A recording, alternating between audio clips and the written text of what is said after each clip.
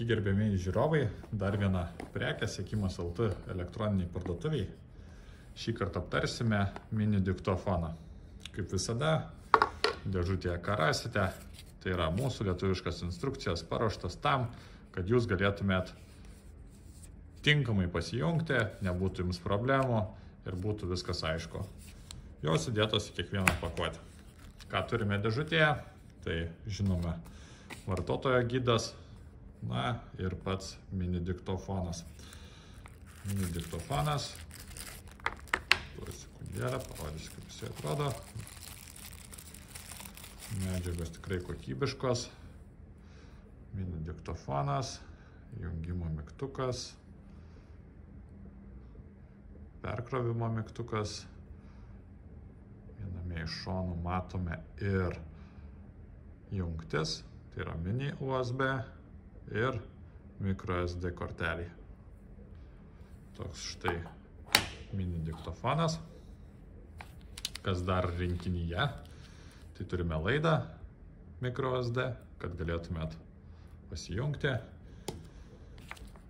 Turime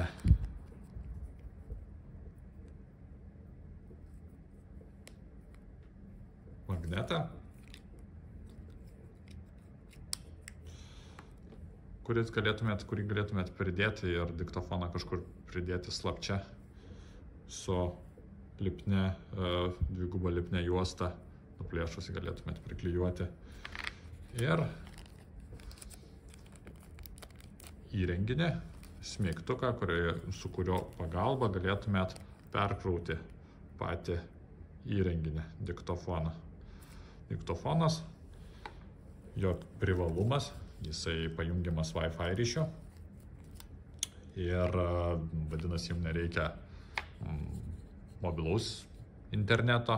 Tai jeigu jūs pasijungiat, nereikia kažkokių papildomų išlaidų pastoviai mokėti.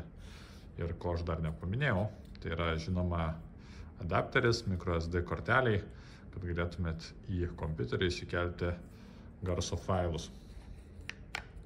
Ką galėčiau pasakyti apie šitą mini diktofoną? Tai galbūt pirmą išskiriam jo ir matmenis. Sekundėlę. Ką mes čia turim? 5 cm ir keli milimetrai. Šono 3 cm. Plotis 15 mm. Tai toks kompaktiškas mini diktofonas, kuris kokybiškai įrašo garsą. Ar ko nepamiršau? Garso failo dydis. Tai 1 minutė įrašyto garso sveria apie 1 megabaitą. Pats diktofonas išsiskiria 3 režimais. Tai vienas režimas, kuomet jūs pastoviai įrašinėjat garsą, tai yra nuosekliai. Kitas režimas, kuomet jūs laukiat, kuomet yra garsas ir jis pradeda tada įrašinėti ir jūs galite klausytis tada, kada pasijungiat į jį. Na ir trečias režimas, tai yra labiausiai taupantis elektros energiją, kuomet garsas yra ir po jo 1 minutę įrašomas garsas. Tai faktiškai, ką tai leidžia padaryti, tai taupyti elektros energiją, tai yra baterija. Ir tai reiškia, kad jūs ilgiau galėsite vienoje vietoje, turint šitą diktofoną, išklausyti garsą.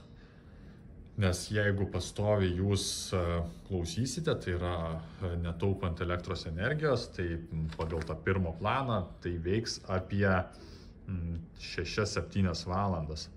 Tuo tarpu antru būdu jis jau veiks 14 dienų, o trečiuoju apie 20 dienų. Tai viskas skiriasi kardinaliai. Žinoma, viskas priklausys, kiek to garso bus. Ir jeigu to garso būtų daugiau, tai faktas, kad jisai išsikrautų greičiau. Garso įrašymo diapazonas jums irgi turėtų būti svarbus. Tai yra apie 5 metrai. Tai tiek šiam kartui. Ačiū visiems žiūrėjusiems. Jeigu kils klausimų, būtinai rašykit. Iki.